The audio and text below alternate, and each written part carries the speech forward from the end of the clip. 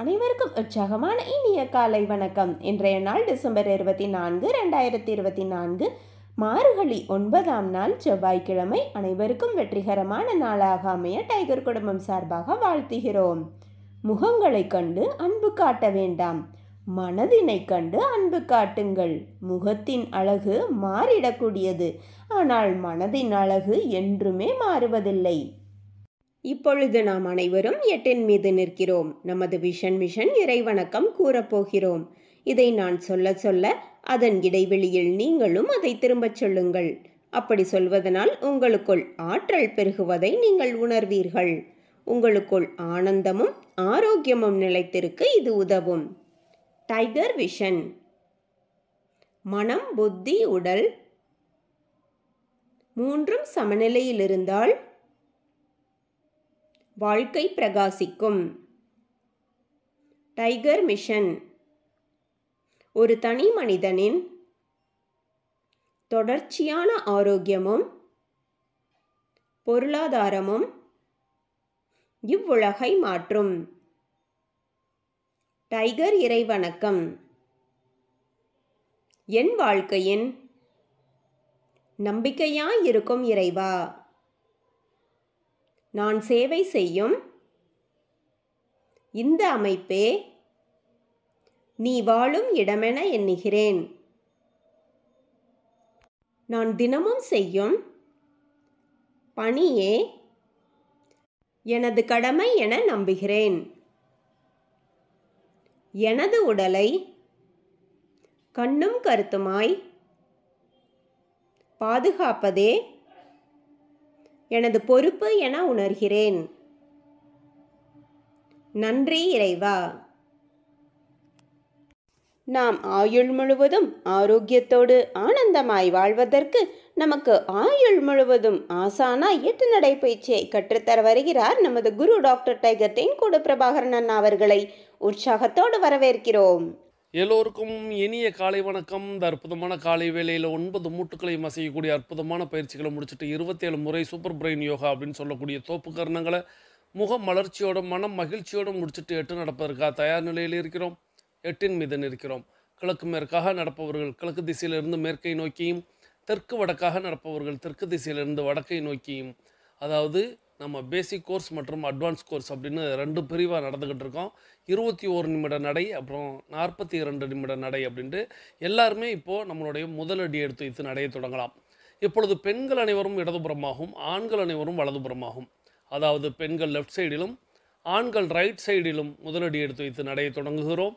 நடை இயல்பாக இருக்கிறது, நடை தளர்வாக இருக்கிறது, தோள்பட்டை தளர்வாக இருக்கிறது, கழுத்து குனியாமல் இருக்கிறது, கால்கள் ஒன்றுக்கு முன்பு ஒன்று வருவது போல் நடந்து கொண்டு இருக்கிறோம். கைகள் அதனை செய்வில் அசைந்து கொண்டிருக்கிறது. சுவாசம் சீர்நிலையில் இருக்கிறது. எண்ணம் நேர்மறையாக இருக்கிறது. மனம் மகிழ்வுடனும் அமைதியுடனும் இருக்கிறது. ஒற்றை சிந்தனையாளர்கள் அத்தனை பேரும் ஒற்றுமையோடு ஒரே திசையை நோக்கி பயணித்து கொண்டிருக்கிறோம். நமது பயணம் வெற்றிகரமாக அமைய எல்லாம் வல்ல இறைவனை துணை கலைத்து கொண்டு தொடர்ந்து பயணிக்கிறோம். ஒவ்வொரு விடியலும் நமக்கு பல விஷயங்களை கற்றுத்தந்து கொண்டே இருக்கிறது. நாம் பெற்றுக்கொண்டே இருக்கிறோம். அதை வாழ்வில் பயன்படுத்தி வெற்றி கண்டு கொண்டே இருக்கிறோம். அவ்வாறாக இன்றைய விடியலும் நமக்கு பல விஷயங்களை கற்றுத்தரப்போகிறது. நாம் பெற்றுக்கொள்ளப் போகிறோம். அதை வாழ்வில் பயன்படுத்தி வெற்றி காணப் போகிறோம். ஒவ்வொரு நாளும் நமது நடையை தொடங்கும் போது நாம் சில பல நினைவூட்டல்களை நினைவூட்டுவது வழக்கம். அவ்வாறாக இன்றைய நினைவூட்டல்கள் நம்மளுடைய பயிற்சிகளை, முயற்சிகளை, நிகழ்ச்சிகளை, செயல்களை எதை தொடங்குவதற்கு முன்பாகவும் நாம் முதலில் செய்ய வேண்டியது நமது தாயை வணங்க வேண்டும், நமது தந்தையை வணங்க வேண்டும், நமது குருமார்களை வணங்க வேண்டும், நமது இயற்கையை, நமது இறைவனை, நமது பிரபஞ்சத்தை வணங்க வேண்டும், நமது இஷ்ட தெய்வங்களை வணங்கி கொள்ள வேண்டும், நமது மூதாதையர்களை, நமது முன்னோர்களை வணங்க வேண்டும். இவர்களிடம் அருளாசி பெற்று நமது பயிற்சிகளை, முயற்சிகளை தொடங்க வேண்டும். அவ்வாறாக தொடங்கக்கூடிய அத்தனை பயிற்சிகளும், முயற்சிகளும், நிகழ்ச்சிகளும், செயல்களும் வெற்றியில் நிறைவடையும் என்பதை நினைவில் கொண்டு ஒவ்வொரு நாளும் நினைவோடு நாம் அவர்களை நினைவு கூறுவோமாக. தொடர்ந்து வெதுவெதுப்பான நீர் 2 டம்ளர் பருகி நமது பயிற்சிகளை தொடங்கி இருக்க வேண்டும். நமக்கு அருகில் எப்பொழுதுமே குடிநீர் இருக்கும்படியாக பார்த்து கொள்ள வேண்டும். நமது உள்ளங்கைகளை மடக்கி பார்க்க வேண்டும். விரலின் நகங்களின் வண்ணங்களை பார்க்க வேண்டும். சுவாசத்தை சோதித்து பார்க்க வேண்டும். இவையெல்லாம் இயல்பாக இருக்கும். அடுத்த நமது 21 நிமிடத்திற்கு பிறகு அவையில் மாற்றம் ஏற்படுவதை நம்மால் கண்டுகொள்ள முடியும். நம்மை இணைத்து வைத்தவர்களுக்கு நன்றிகளையும், நாம் இணைத்து வைத்தவர்களுக்கு வாழ்த்துக்களையும் நாம் ஒவ்வொரு நாளும் சொல்லணும்.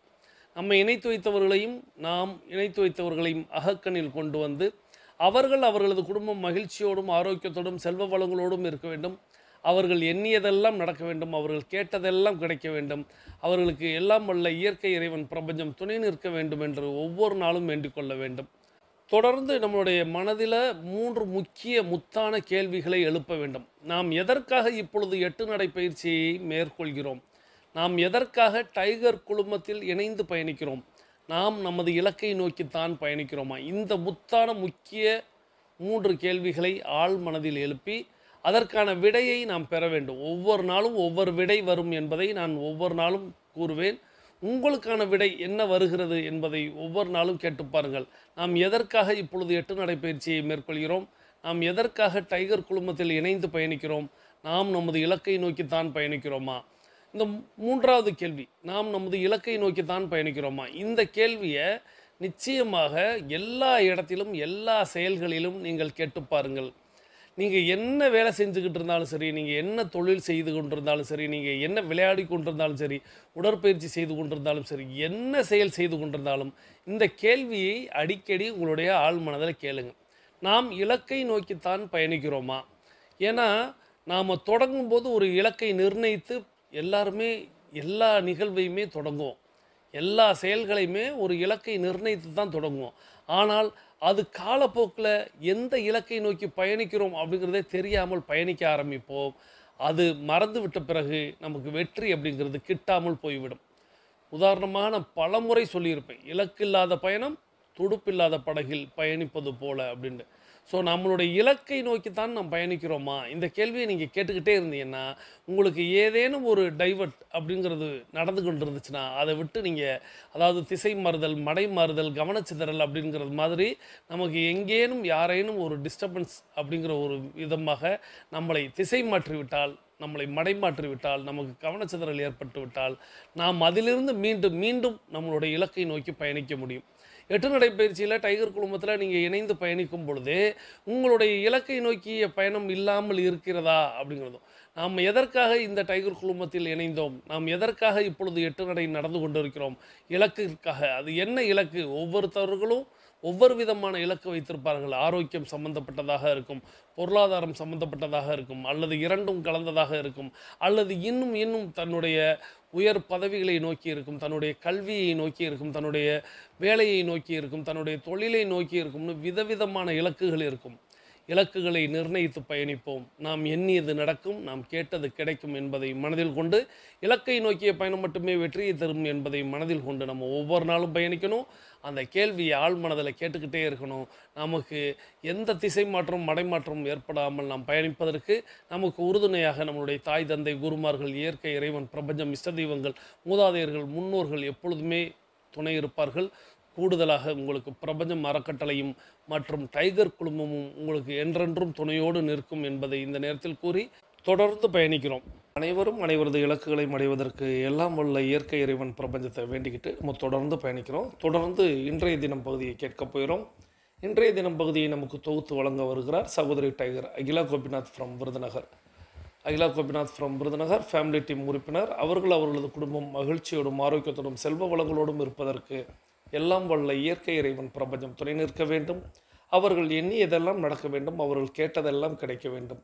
அவர்களது குடும்பத்தில் ஆரோக்கியம் நிலைத்திருக்க வேண்டும், ஆனந்தம் நிலைத்திருக்க வேண்டும், பொருளாதாரம் உயர்ந்து கொண்டே இருக்க வேண்டும், தொழில் வளர்ந்து கொண்டே இருக்க வேண்டும், அவர்களது பணி சிறந்து விளங்க வேண்டும், அவர்களது பணி பிறர் பாராட்டும்படியாக அமைய வேண்டும். அதை எல்லாம் வல்ல இயற்கை இறைவன் பிரபஞ்சம் வழங்க வேண்டும் என்று நானும் என்னுடைய வாழ்த்துகளையும் வேண்டுதல்களையும் வைக்கிறேன். நீங்களும் உங்களுடைய வாழ்த்து மலைகளை சகோதரி tiger Akila Gopinath from Virudhunagar family team உறுப்பினர் அவர்களுக்கு வழங்குமாறு அன்போடு கேட்டு இன்றைய தினம் பகுதியை நமக்கு தொகுத்து வழங்க அவர்களை அழைக்கிறேன். வாருங்கள் சகோதரி, வந்து இன்றைய தினம் பகுதியை தாருங்கள். அனைவருக்கும் வணக்கம். இன்றைய தினம் பகுதியில் இன்று நாம் கொண்டாடி கொண்டிருக்கும் நிகழ்வு தேசிய நுகர்வோர் உரிமைகள் தினம். December 24 national consumer rights day அப்படின்னு கொண்டாடுறோம். இந்தியாவில் நுகர்வோர் உரிமைகளை மேம்படுத்தவும் நுகர்வோரின் பாதுகாப்பை உறுதி செய்யவும் ஆண்டுதோறும் இந்த தினம் கொண்டாடுறோம். இந்த நாள் இந்தியாவின் நுகர்வோர் பாதுகாப்பு சட்டத்திற்கு குடியரசுத் தலைவர் ஒப்புதல் அளித்த 1986 டிசம்பர் 24 நினைவு கூறும் வகையில் இந்த தினத்தை நாம் தேசிய நுகர்வோர் தினமாக நம்ம கொண்டாடிக்கிட்டு இருக்கோம். இந்த சட்டத்தின் நோக்கம் நியாயமற்ற வர்த்தகம், மோசடி மற்றும் போதிய சேவை ஆகியவற்றிலிருந்து நுகர்வோரை பாதுகாப்பது தான் இந்த நாளோட நோக்கமாக வச்சு நம்ம கொண்டாடுறோம். பல ஆண்டுகளாக இந்தியாவின் பொருளாதாரம் பெருமளவு மாறியிருக்கு. இதில் நம்ம மக்கள் ஷாப்பிங், பயணம் செய்கிறவங்களுடைய எண்ணிக்கையும் நிறைய அதிகரிச்சிருக்கு. அதன் விளைவாக நுகர்வோர் பாதுகாப்பு சட்டத்தில் திருத்தம் வேணும். அப்படிங்கிறதுனால நுகர்வோர் பாதுகாப்பு சட்டத்தின் திருத்தம் மற்றும் மறுசீரமைப்பு தேவைப்பட்டு ஆகஸ்ட் 6, 2019 இந்திய நாடாளுமன்றம் இந்த ஆற்றல் மிக்க மற்றும் நவீன பொருளாதாரத்தை கருத்தில் கொண்டு திருத்தப்பட்ட நுகர்வோர் பாதுகாப்பு மசோதாவை நிறைவேற்றினாங்க. இந்த திருத்தப்பட்ட நுகர்வோர் பாதுகாப்பு சட்டத்தில் நுகர்வோருக்கு 6 முக்கிய உரிமைகளை அங்கீகரிச்சிருக்காங்க. அது என்னன்னு இப்போ பார்க்கலாம். முதல்ல பாதுகாப்புக்கான உரிமை. நம்ம ஒரு பொருள் வாங்குகிறோம் அப்படின்னா அந்த பொருள் நம்ம உடல் நலத்துக்கோ நம்மளுடைய உயிருக்கோ எந்தவித ஆபத்தும் ஏற்படுத்தக்கூடாது. நம்ம பாதுகாப்புக்கு உறுதியாக இருக்கணும். அப்படிங்கிறதுனால இது முதல்ல பாதுகாப்புக்கான உரிமை சட்டமாக கொண்டு வந்திருக்கிறாங்க. அடுத்ததான் தகவல் அறியும் உரிமை. ஒரு பொருள் வாங்குகிறோம் அப்படின்னா அந்த பொருளை பற்றின எல்லா விவரங்களும் நமக்கு துல்லியமாக தெரியணும். நமக்கு தெரியலை அப்படின்னா இந்த சட்டம் நமக்கு உதவும். அதுதான் தகவல் அறியும் சட்டம். மூணாவதாக தேர்ந்தெடுக்கும் உரிமை. இப்போ பயன்பாட்டில் நிறைய பொருட்கள் வந்திருக்கு. ஒரே தயாரிப்பில் பல்வேறு பொருட்கள் இருக்குது. அது எல்லாத்தையும் நம்ம என்ன நமக்கு வேணும் அப்படிங்கிறத பார்த்து நம்ம தேர்ந்தெடுக்கிற உரிமை நமக்கு இருக்குது, நுகர்வோருக்கு இருக்குது. அப்படிங்கிறதுனால தான் மூணாவதாக தேர்ந்தெடுக்கும் உரிமை சட்டம் கொண்டு வந்திருக்காங்க. நான்காவதாக சொல்லும் உரிமை நமக்கு இருக்குது. அதாவது நம்ம இப்போ ஒரு பொருள் வாங்குகிறோம் அப்படின்னா அந்த பொருளில் ஏதாவது குறை இருந்தது அப்படின்னா அந்த குறையை பற்றி நாம் சொல்லலாம், அதாவது புகார் அளிக்கலாம். அதுதான் சொல்லும் உரிமை. அடுத்ததாக குறை மற்றும் தீர்வுக்கான உரிமை. நம்ம இதுக்கு முன்னாடி ஒரு குறை இருக்குது அப்படின்னா அதை நம்ம சொல்கிறோம்ல, அந்த சொல்கிறதுக்கு அவங்க தீர்வு கண்டிப்பாக சொல்லணும். இதுதான் ஐந்தாவதாக குறை மற்றும் தீர்வுக்கான உரிமை. அடுத்ததாக நுகர்வோர் உரிமைகள் மற்றும் கல்விக்கான உரிமை. ஒரு நுகர்வோராக நாம் வாங்கும்போது நமக்கு என்னென்ன பொறுப்புகள் இருக்குது அப்படின்னு நமக்கு தெரிஞ்சிருக்கணும். அதுதான் கல்விக்கான உரிமை அப்படின்னு சொல்கிறாங்க. இந்த 6 உரிமை சட்டமும் நமக்கு ரொம்ப பயன்படுற சட்டமாக இருக்குது. இதை பற்றின விழிப்புணர்வு மக்கள்கிட்ட ஏற்படுத்தணும் அப்படிங்கிறதுக்காக தான் இந்த தினத்தை கொண்டாடிக்கிட்டு இருக்கோம். அனைவருக்கும் தேசிய நுகர்வோர் தின நல்வாழ்த்துக்கள். இந்த அற்புதமான வாய்ப்பை தந்த நமது குரு டைகர் தேன்கூடு பிரபாகரன் அண்ணாவிற்கு நன்றி, பிரபஞ்சத்திற்கு நன்றி. நன்றி. வாழ்க நலத்துடன், வாழ்க வளத்துடன். நன்றி சகோதரி tiger. Akila Gopinath from Virudhunagar family team உறுப்பினர். அவர்களது குடும்பம் மகிழ்ச்சியோடும் ஆரோக்கியத்தோடும் செல்வ வளங்களோடும் இருப்பதற்கு எல்லாம் வல்ல இயற்கை இறைவன் பிரபஞ்சத்தை வேண்டி நீங்கள் உங்களுடைய வாழ்த்து மலைகளை சகோதரி tiger Akila Gopinath from Virudhunagar family team உறுப்பினர் அவர்களுக்கு வழங்கியிருப்பீர்கள் அப்படிங்கிற நம்பிக்கையோடு தொடர்ந்து நாம் இன்னைக்கு தேசிய நுகர்வோர் உரிமைகள் தினம் அப்படின்னு சொல்லக்கூடிய நேஷ்னல் கன்சியூமர் ரைட்ஸ் டே அப்படிங்கிற ஒரு தினத்தை கொண்டாடி கொண்டு இருக்கிறோம் அப்படின்னு சொன்னாங்க. நுகர்வோர், கன்சியூமர் அப்படின்னா எல்லாருமே, நாம் எல்லாருமே அதில் இருப்போம். ஏதேனும் ஒரு பொருளை நாம் கடைகளில் வாங்கி கொண்டு தான் இருக்கிறோம். அது எதுவாக இருந்தாலும் சரி, அது சீப்பாக இருந்தாலும் சரி, சோப்பாக இருந்தாலும் சரி, ஏரோப்ளேனாக இருந்தாலும் சரி, அல்லது ஒரு ஹேர்பின்னாக இருந்தாலும் சரி, நம்ம எல்லாவற்றையும் கடைகளில் வாங்குகிறோம். அப்போ நாம் கன்சியூமர். அப்போது கன்சியூமரான நுகர்வோரான நமக்கான உரிமைகள் என்ன அப்படிங்கிறத நாம் தெரிந்து கொள்ளணும். அப்படிங்கிறது தான் இந்த தினத்துடைய முக்கிய நோக்கம். இந்த நாள் ஏன் கொண்டாடப்படுகிறது அப்படிங்கிறத நாம் புரிந்து கொள்ளணும். நிறைய நேரங்களில் நுகர்வோரை ஏமாற்றுவது அப்படிங்கிறது தான் நிறைய தொழில்களில் நூதன மோசடிகளாக இருக்கும். இதை நம்ம பல்வேறு நேரங்களில் பல்வேறு முறை விழிப்புணர்வாக டைகர் கிளப்லையும் சொல்லி கொடுப்போம். இதை நம்ம புரிந்து கொள்ளணும். இதற்கு உதாரணமாக ஒரு கதையை நினைவூட்டலாம். இந்த கதையை நம்ம வந்து ஏற்கனவே ஒரு முறை பார்த்திருப்போம். ஒரு ஊர், அந்த ஊர்ல ஒரு தொழிலதிபர். அந்த தொழிலதிபர் அப்படிங்கிறவரு வெல்லம் அப்படின்னு சொல்லக்கூடிய அச்சு வெல்லம், அண்ட வெல்லம் கேள்விப்பட்டிருப்போம் அல்லவா? அந்த வெல்லம் வியாபாரம் செய்யக்கூடிய ஒரு நபர் அந்த தொழில் செய்து கொண்டிருக்கிறார். அப்பொழுது அவருக்கு ஒரு நபர் அந்த தெரு வழியாக கூவி கூவி முருங்கைக்காய் விற்று செல்வதை அவர் கவனிக்கிறாரு. அப்போது முருங்கைக்காய் வியாபாரியை வர சொல்லி, "நீ கூவி கூவி நித்தம் வித்துட்டு போற. ஒரு முருங்கைக்காய் 2 முருங்கைக்காய்ன்னு நீ விற்று என்னைக்கு ஊருக்கு போய் எப்போ நீ வந்து லாபம் பார்க்க போற? ஸோ முருங்கைக்காயை நீ என்னிடத்தில் கொண்டு வந்து கொடுத்துரு. ஸோ குடுத்துட்டு அதற்கான பணத்தை என்ட்ட வாங்கிக்க. நான் கிலோ கணக்குல உன்ட்ட வாங்கிக்கிறேன். அதற்கான மதிப்பை எனக்கு ஒண்ணு குடு. நான் வந்து ஊர்ல நான் வித்துக்கிறேன் இந்த கடையில வச்சு." அப்படின்னு அந்த தொழில் அதிபர் வந்து அந்த முருங்கைக்காய் வியாபாரியிட, அந்த விவசாயிட்ட இவர் சொல்றார். இவருக்கும் அது நல்லதாக படுகிறது. நம்ம கூவி கூவி வித்தா கூட 1, 2ஆக விக்கணும். இவர்ட்ட கிலோ கணக்குல கேட்குறாரு. அப்ப நம்ம குடுத்துடலாம் அப்படின்னு சொல்றாரு. அப்போ இவரு வெல்லம் அப்படின்னு சொல்லக்கூடிய அந்த அச்சு வெல்லம் இது விக்கிறத பார்க்குறாரு. அப்ப இவர் இடத்துல எனக்கும் அச்சு வெல்லம் தேவைப்படுது. நான் எனது வீட்டுக்கு தேவைப்படுதுன்னு ஒரு 2 கிலோ அச்சு வெல்லம் அப்படிங்கிறத வாங்கிட்டு போறார். வாங்கிட்டு போயிட்டு அவரு அடுத்த நாள்ல இருந்து முருங்கைக்காய் கொண்டு வந்து குடுக்குறாரு.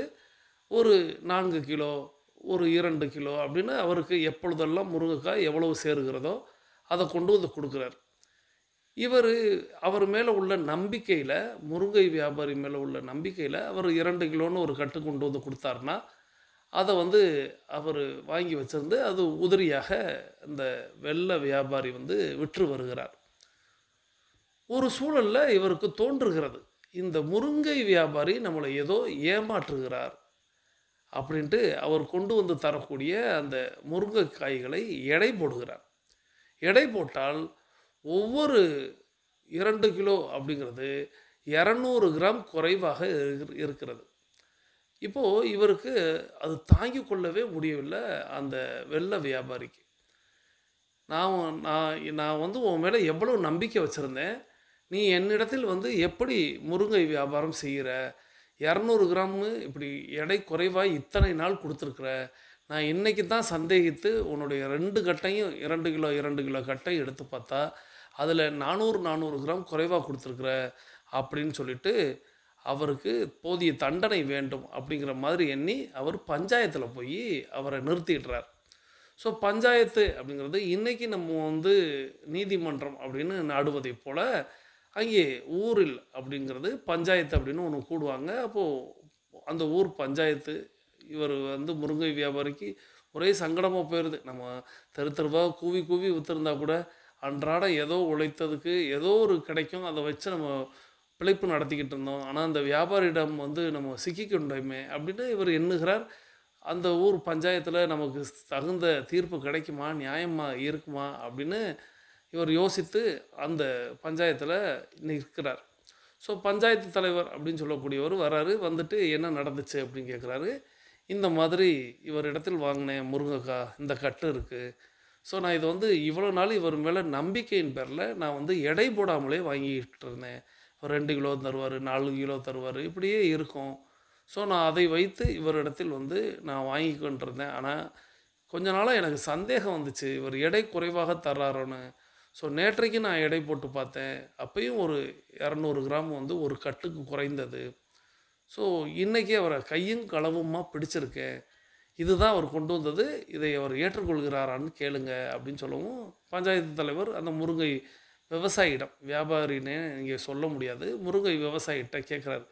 "என்னங்க இது நீங்க கொண்டு வந்த கட்டு தானா? அது எதுவும் பிரிக்கப்பட்டிருக்கா? எதுவும் 2 ஒரு முருங்கைக்காய் அதிலிருந்து எடுக்கப்பட்டிருக்கா?" அப்படின்னு கேட்குறாரு. "இல்லையா, நான் அப்படியே நான் கொண்டு வந்த கட்டு தான். நான் குடுத்த எடை தான்." அப்ப எடை போட்டு பார்க்குறாங்க. எல்லாருக்கும் முன்னிலையிலும் பார்க்குறாங்க. 200 கிராம் அப்படிங்கிறது குறைவாக இருக்கிறது. அப்போ "நீ பண்ணுனது எவ்வளோ பெரிய தவறு" அப்படின்னு சொல்றாரு. இவரு, "ஐயா, 200 கிராம் 400 கிராம் குறைஞ்சிச்சுன்னா, நீ பாரு 3 600 தான் குடுத்துருக்க. ஆனா 4 கிலோவுக்கு நீ வந்து விலை வாங்குற. அப்ப எவ்வளோ பெரிய தவறு. அது இத்தனை நாளுக்கு அவருக்கு நீ வந்து நஷ்ட ஈடாக குடுத்து தானே ஆகணும். நீ எத்தனை நாள் விற்றுருக்காயோ அத்தனை நாள்லையும் ஒரு கணக்கிட்டு அவருக்கு நீ கொடுத்து தான் ஆகணும் அப்படின்னு பேசி கொண்டிருக்காங்க. அப்போ இவர் வந்து, ஐயா என் தரப்பில் நான் சொல்லலாமா அப்படின்னு கேட்குறாரு. தாராளமாக நீ என்ன சொல்லலாமோ சொல்லு அப்படின்னு. ஐயா நான் வந்து ஒரு சாதாரண விவசாயி. நான் என்னிடத்தில் என்னுடைய மரங்களில் வரக்கூடிய முருங்கையை பறித்து கொண்டு வந்து நான் வந்து ஊரில் கூவி விற்றுட்டு போவது வழக்கம். அந்த மாதிரி நான் ஒரு முறை வந்தேன். வந்த இடத்துல ஐயா வந்து எனக்கு எனக்கு வந்து இதை மொத்தமாக தர்றியா அப்படின்னு கேட்டார். ஒரு குறிப்பிட்ட விலை பேசினார். ஒரு கிலோவுக்கு எத்தனை முருங்கைக்காய் இருக்கும்னு கேட்டார். எல்லாவற்றையும் பார்த்து லாப கணக்கெலாம் பார்த்துட்டு எனக்கு இத்தனை விலைக்கு தான்னு சொன்னார். நானும் சரின்ட்டேன். ஸோ அப்படி தான் நான் கொடுக்க ஆரம்பித்தேன். ஆமாம் அப்படி கொடுக்க நீங்கள் 2 பேரும் பேசி தானே பேசியிருக்கீங்க. அப்புறம் நீ எப்படி எடையை குறைச்சி அவரை ஏமாற்றலாம் அப்படின்னு. ஐயா நான் மீண்டும் சொல்கிறேன், நான் ஒரு ஏழை விவசாயி. என்னிடத்தில் வந்து தராசுலாம் கிடையாது. ஸோ எனக்கு இவர் வந்து மொத்தமாக கிலோ கணக்கில் வேணும்னு சொல்லும் பொழுது நான் ஒரு முருங்கைக்காய் 2 முருங்கைக்காய்ன்னு விட்டுறவன். எனக்கு இந்த கிலோ கணக்கெலாம் தெரியாது. கிலோலாம் எனக்கு தெரியாது. அப்போ நான் என்ன பண்ணினேன், அவர் என்னிடத்தில் முதல்ல பேசும்போது எனக்கு என்ன தோன்றியது அப்படின்னா, நம்ம இவர் 2 கிலோ 4 கிலோன்னு கேட்குறாரு. அப்போ நம்ம 2 கிலோ அவரிடத்தில் வந்து அச்சு வெல்லம் வாங்கி போகலாம் அப்படின்னு நினச்சி அவரிடத்தில் வெள்ளைக்கட்டி அப்படிங்கிறது ஒன்று நான் வாங்கினேன். ஸோ அந்த வெள்ளைக்கட்டி நான் ஒரு பகுதியில் வைப்பேன். இன்னொரு பகுதியில் தட்டில் நான் முருங்கைக்காய் வைப்பேன். ஸோ 2ம் சரிக்கு சமமாக வரும்போது நான் முருங்கைக்காயை எடுத்துகிட்டு வருவேன். ஸோ இப்படித்தான் நான் வந்து என்னுடைய முருங்கைக்காயை நான் வந்து எடுத்து கட்டி கொண்டு வந்து கொடுப்பேன் அப்படின்னு சொல்லும் பொழுது தான் அந்த வெள்ளை வியாபாரிக்கு தான் செய்த தவறு நினைவுக்கு வருகிறது.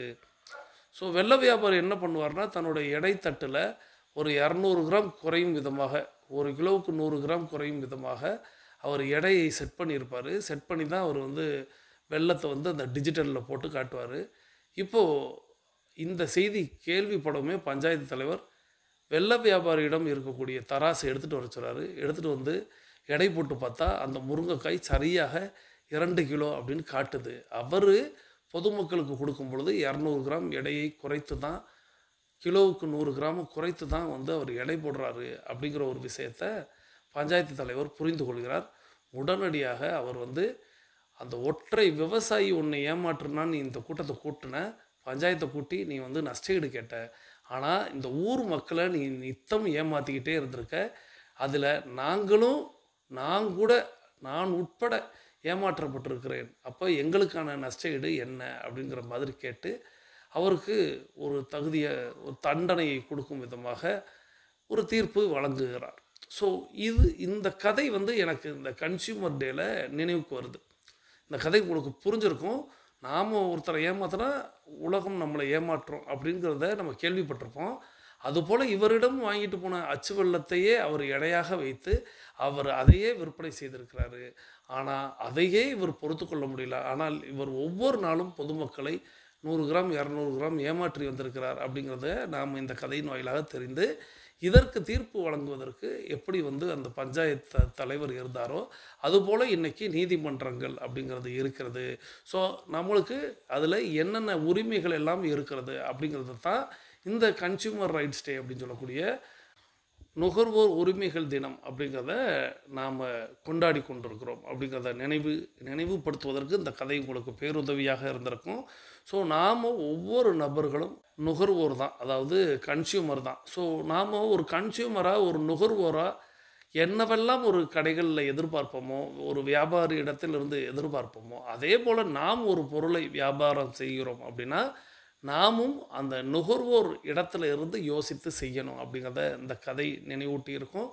தொடர்ந்து இன்றைய தேசிய நுகர்வோர் உரிமைகள் தினம் அப்படின்னு சொல்லக்கூடிய நேஷனல் கன்சியூமர் ரைட்ஸ் டே வந்து நமக்கு இன்றைய தினம் பகுதியாக வழங்கிய சகோதரி டைகர் அகிலா கோபிநாத் அவர்களுக்கு நமது நன்றியை சொல்லி, இப்பொழுது நம்மளுடைய 8 நடையின் முதல் பகுதியை நாம் நிறைவு கொண்டு வருகிறோம். வாருங்கள் அனைவரும் தொடங்கிய திசைக்கு வந்து விடுகிறோம். கிழக்கு மேற்காக நடந்தவர்கள் கிழக்கு திசையிலும், தெற்கு வடக்காக நடந்தவர்கள் தெற்கு திசைக்கு வந்து விடுகிறோம். நமது உள்ளங்கைகளை மடக்கி பார்க்கிறோம், இறுக்கமாக இருக்கிறது. விரலின் நகங்களின் வண்ணங்களை பார்க்கிறோம், சிவப்பு வண்ணத்தில் மாறி இருக்கிறது. சுவாசத்தை சோதித்து பார்க்கிறோம். 2வது நாசிலும் சூப்பராக சுவாசம் வரக்கூடிய இந்த வேளையில் நாம் அனைவரும் நமக்கு அருகில் இருக்கக்கூடிய குடிநீரை எடுத்து நிறுத்தி நிதானித்து ரசித்து ருசித்து பருகிக் கொள்கிறோம். தண்ணீர் பருகுதல் என்பது ஒரு கலை என்பதை நாம் அறிவோம்.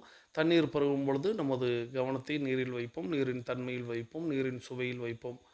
நீர் ஒரு அற்புதமான மருந்து என்பதை நினைவில் வைப்போம்.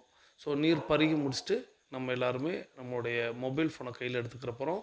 கருத்து பதிவிட போயிடும். இன்றைக்கி நம்ம என்ன கருத்து பதிவிட போயிடும் அப்படின்னா, முதல் கருத்தாக எப்பொழுதும் போல நேற்றைய டிஏ ரிப்போர்ட் நீங்கள் அனுப்பிவிட்டீர்களா? இரண்டாவது கேள்வியாக, இப்போது நம்ம வந்து கன்சியூமர் ரைட்ஸ் டே அப்படின்னு ஒன்று பார்த்தோம் அல்லவா? அந்த மாதிரி நம்ம நுகர்வோரை ஏமாற்றிய ஏதேனும் ஒரு வியாபாரம், ஏதேனும் ஒரு பொருள் உங்களுக்கு நினைவுக்கு வருகிறதா?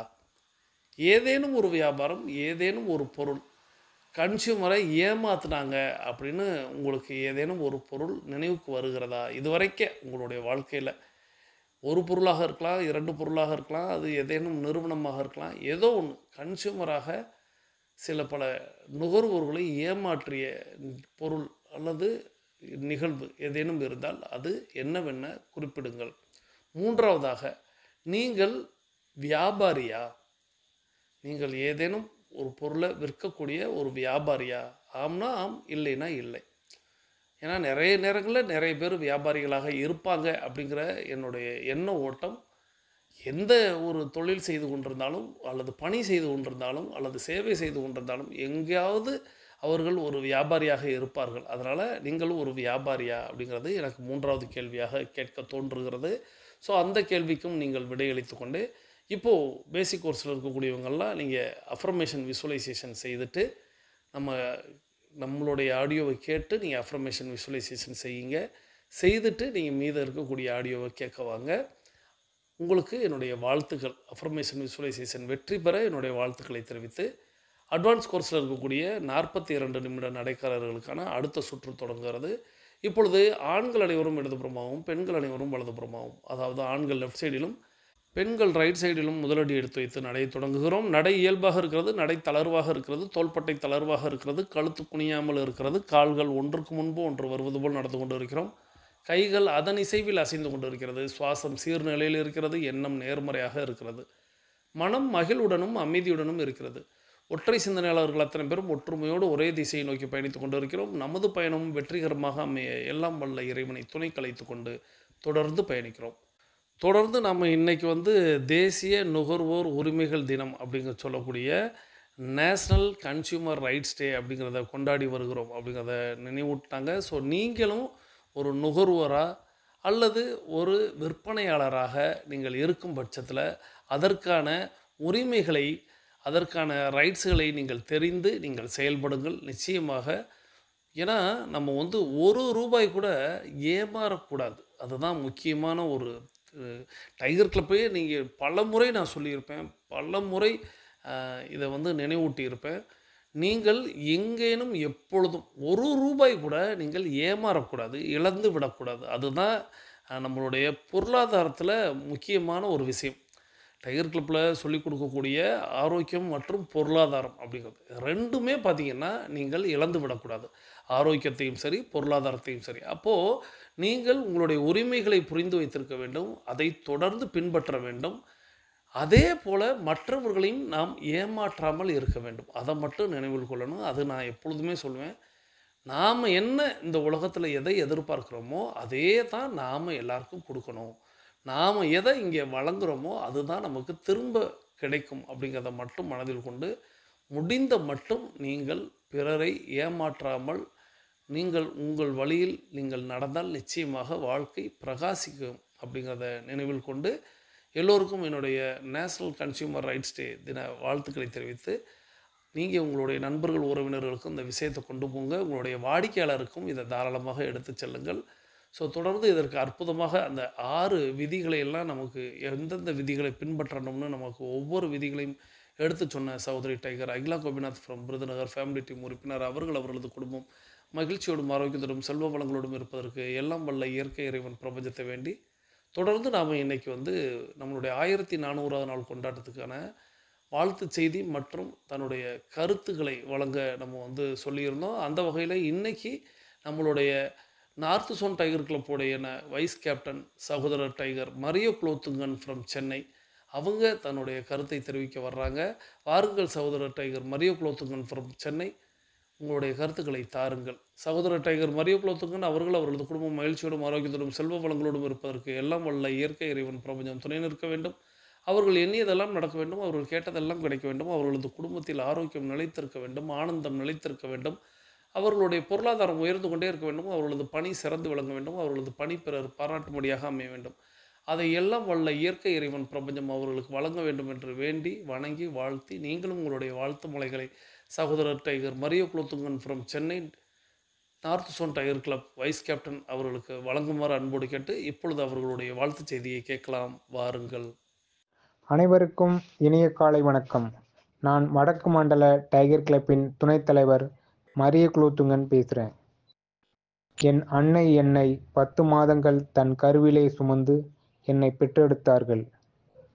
இந்த டைகர் கிளப் என்னை கடந்த 30 மாதங்களாக சுமந்து கொண்டிருக்கிறது.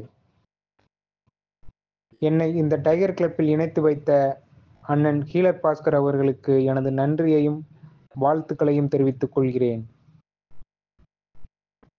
டைகர் கிளப் இன்று தனது 1400வது நாளில் அடியெடுத்து வைத்து தனது வெற்றி பயணத்தின் ஒரு முக்கிய எல்லையை அடைந்துள்ளது.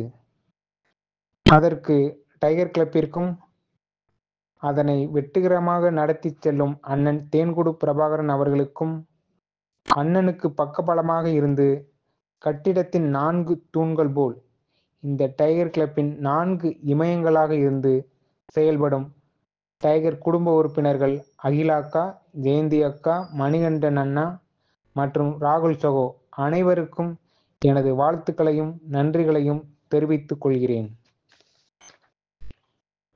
மேலும் டைகர் கிளப் மென்மேலும் வளர்ந்து வர உறுதுணையாக இருக்கும் அனைத்து டைகர் குழு உறுப்பினர்களுக்கும் எனது நன்றியையும் வாழ்த்துக்களையும் தெரிவித்துக் கொள்கிறேன். மாற்றம் ஒன்றே மாறாதது என்பார்கள். அத்தகைய மாற்றத்தை எனக்குள் ஏற்படுத்திய இந்த டைகர் கிளப்பிற்கு நான் என்றும் நன்றியுள்ளவனாக இருக்க கடமைப்பட்டுள்ளேன் என்பதை நான் இப்பொழுது உணர்கிறேன். அதிகாலை எழுவது, புத்தகம் படிப்பது, நேரத்தை சரியாக கையாள்வது, நாம் விரும்பியதை செய்து முடிப்பது, தொடர் முயற்சி மூலம் நம் தேவைகளை அடைவது, நம் ஆழ்மனம் பேசுவதை கவனிப்பது, அதன்படி செயல்பட நம்மை பழக்கப்படுத்துவது போன்ற பல்வேறு பழக்கங்களை எனக்குள் கற்பித்து அதை தொடர்ந்து செய்ய என்னை தினமும் ஊக்கப்படுத்தி வரும் இந்த டைகர் கிளப்பிற்கும், அதனை வழிநடத்தி வரும் அண்ணன் தேன்குடு பிரபாகரன் அண்ணனுக்கும், அவங்களுக்கு பக்கபலமாக இருக்கும் குடும்ப உறுப்பினர்களுக்கும், அனைத்து ஒருங்கிணைப்பாளர்களுக்கும், குழு தலைவர்களுக்கும், துணைத் தலைவர்களுக்கும், உறுப்பினர்களுக்கும் எனது வாழ்த்துக்களையும் நன்றிகளையும் தெரிவிப்பதோடு இந்த டைகர் கிளப்பின் 1400வது நாள் வாழ்த்துக்களை தெரிவித்துக் கொள்கிறேன். நன்றி நன்றி நன்றி. நன்றி சகோதரர் tiger Mario Kulothungan from Chennai north zone tiger club vice captain அவர்கள் அவர்களது குடும்பம் மகிழ்ச்சியோடும் ஆரோக்கியத்தோடும் செல்வ வளங்களோடும் இருப்பதற்கு எல்லாம் வல்ல இயற்கை இறைவன் பிரபஞ்சத்தை வேண்டி சகோதரர் டைகர் மரியோ குலோத்துங்கன் அவரை பற்றி சொல்லணும் அப்படின்னா, சகோதரர் எனக்கு கிடைத்த ஒரு அருமையான முத்து அப்படின்னு சொல்லலாம். முத்து அப்படின்னா தேடி கிடைப்பது அப்படின்னு சொல்லுவாங்க. அதாவது முத்து எடுக்கணும் அப்படின்னா நிச்சயமாக கடலில் நாம் மூச்சடக்கணும். ஸோ கடலில் நாம் மூச்சடக்கி அந்த சிப்பிக்குள் இருந்து அந்த முத்தை எடுப்பது அப்படிங்கிறது தான் முத்து அப்படின்னு சொல்லலாம். அந்த வகையில் சகோதரரை நான் ஏன் முத்து அப்படின்னு சொன்னேன்னா, நான் விருப்பப்படக்கூடிய, நான் பின்பற்றக்கூடிய, நான் வணங்கக்கூடிய ஆசிரியர்களில் ஒரு முக்கியமான முதன்மையான நபர் அப்படின்னு சொல்லலாம். சகோதரர் ஐயா ஹீலர் பாஸ்கர் அவர்களை குறிப்பிடலாம்.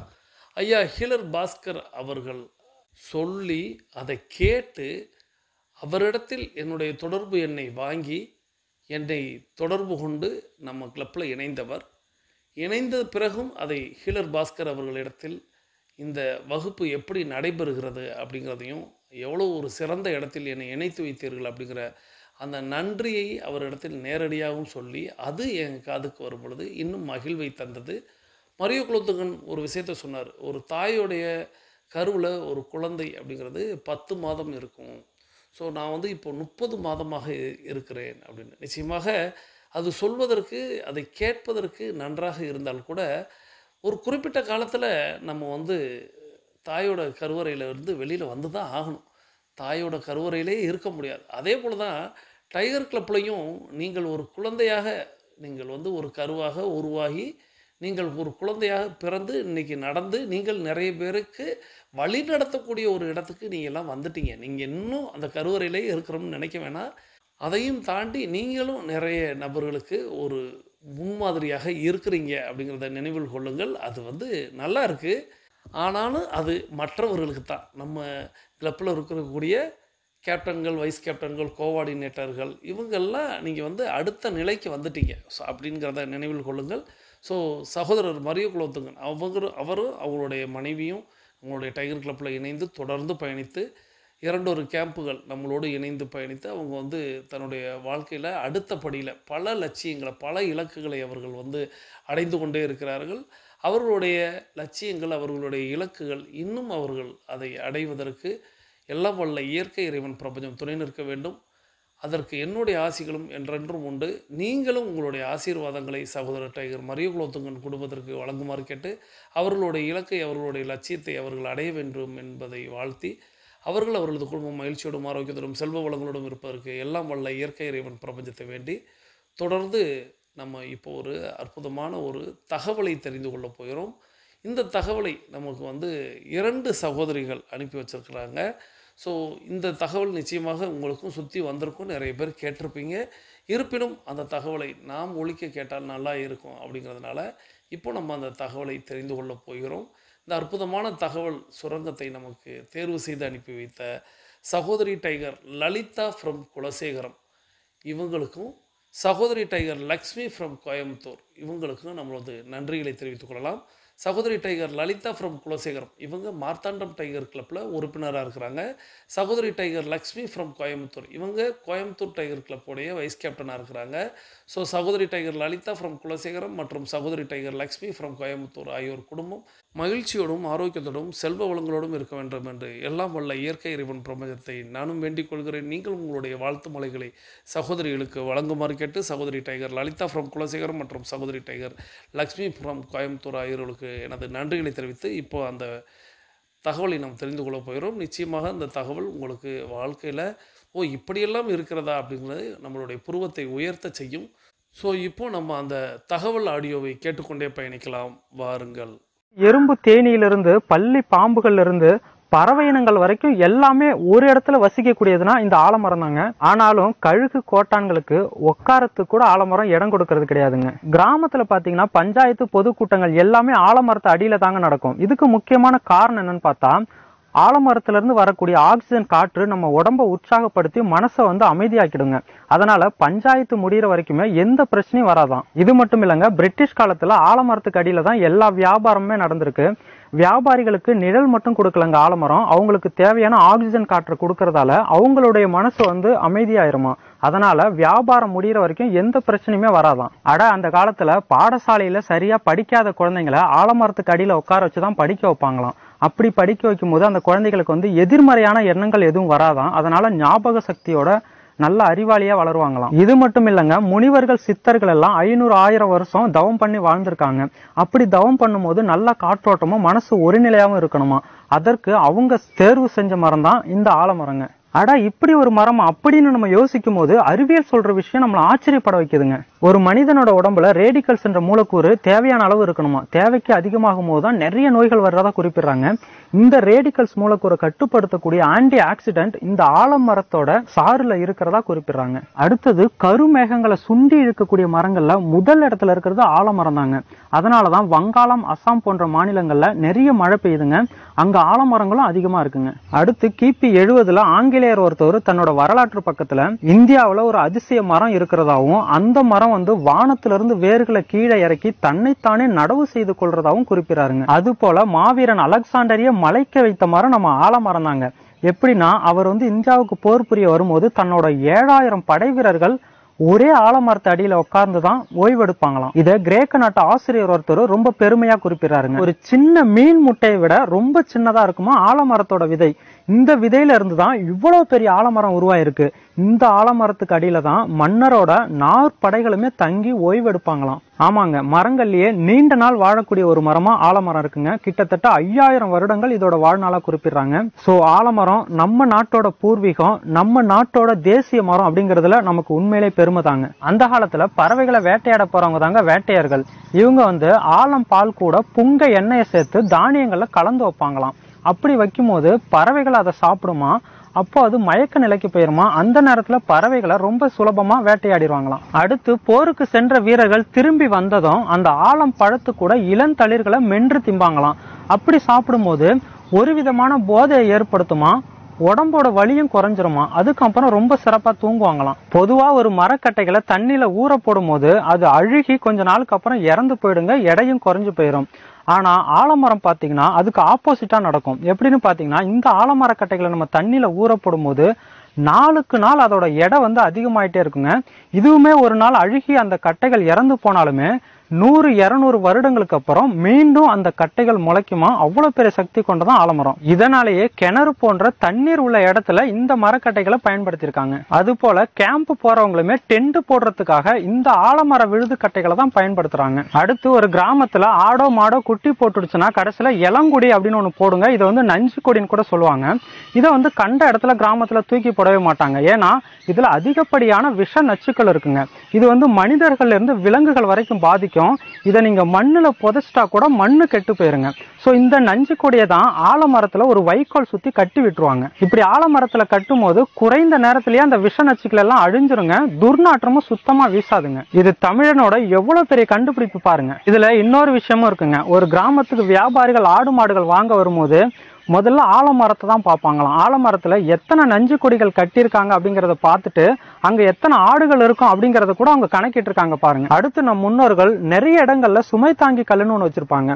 இந்த சுமை தாங்கி கல்லு பாத்தீங்கன்னா பெரும்பாலும் ஆலமரத்துக்கு அடியில தான் வச்சிருப்பாங்க. அப்பெல்லாம் சாலைகளோ வாகனங்களோ எதுவுமே கிடையாதுங்க. வழிபோக்கர்கள் அந்த வழியா செல்லும் போதோ இல்ல விவசாயிகள் தங்களோட விவசாய பொருளை வீட்டுக்கு எடுத்து செல்லும் போதோ தங்களோட சுமைகளை அங்க இறக்கி வச்சுட்டு அந்த ஆலமரத்துல ஓய்வு எடுத்துட்டு அதுக்கப்புறம் தான் உற்சாகமா வீட்டுக்கு போவாங்களாம். அது ஏன் ஆலமரத்துல சுமை தாங்கி கல் வச்சு அதுல ஓய்வு எடுக்கிறாங்க அப்படின்னு உங்களுக்கு டவுட் வரலாங்க.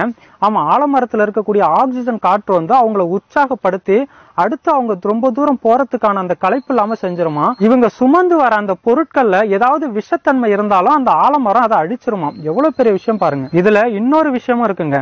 இந்த சுமை தாங்கி கல்லை ஏன் கருங்கல்ல கட்டியிருந்தாங்க?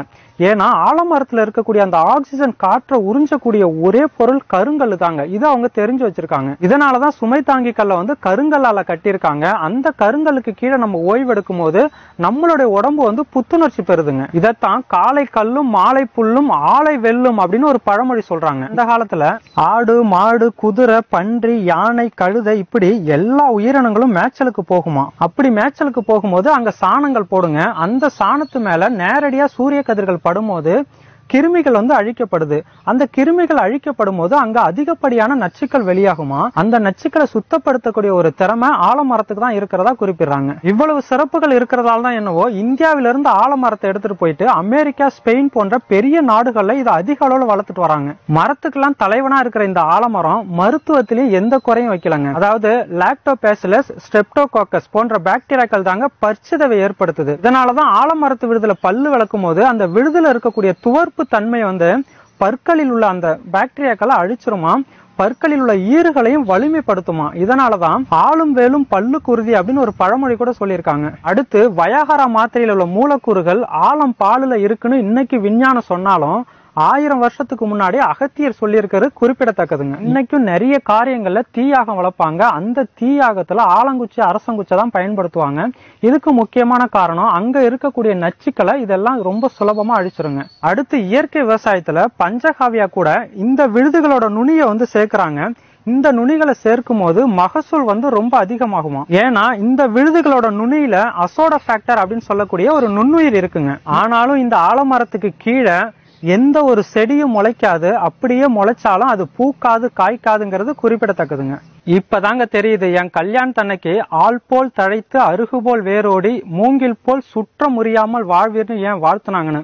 அட வாழ்த்துறது ஒரு பக்கம் இருக்கட்டுங்க, நீங்க வாயை பழக்கிற மாதிரி இன்னொரு விஷயம் சொல்றேன் கேளுங்க. உலகத்திலேயே ரொம்ப பெரிய ஆலமரமா, அதாவது பழமையான ஆலமரமா நம்ம சென்னை அடையாறுல இருக்கக்கூடிய ஆலமரத்தை தாங்க சொல்றாங்க.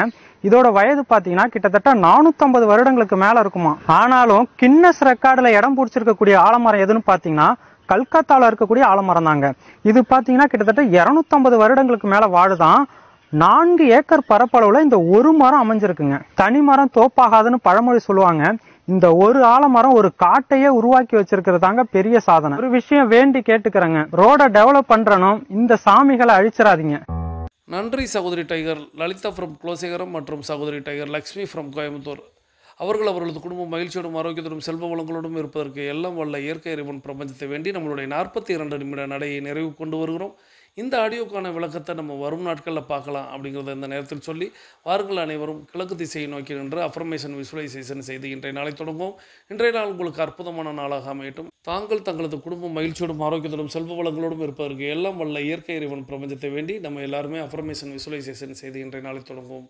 உங்களுக்கு இன்றைய நாள் அற்புதமான நாளாக அமையட்டும். மீண்டும் சந்திப்போம், கலந்து சிந்திப்போம். வாழ்க நலத்துடன், வாழ்க வளத்துடன். நன்றி.